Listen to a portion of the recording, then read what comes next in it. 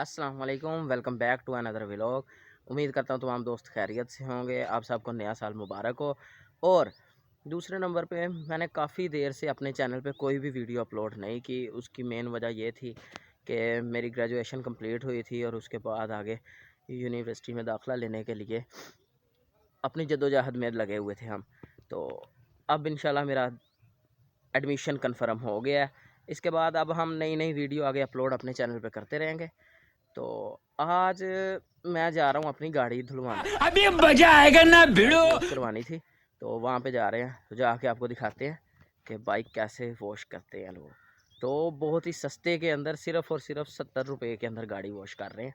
चलते हैं दुकान पे और आपको दिखाते तो चलिए शुरू करते हैं।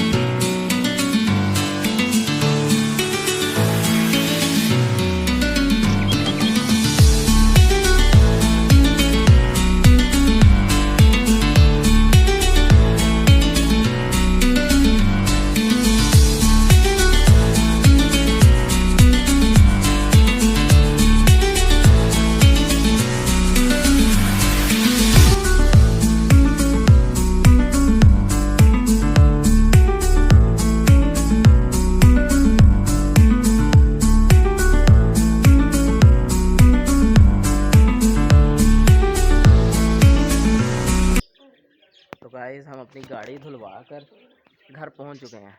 तो अब आप लोगों ने मुझे बताना है कि आपको 70 रुपये में इनके वॉशिंग का तरीका अच्छा लगा कि नहीं। ओके जी, अल्लाह हाफिज़।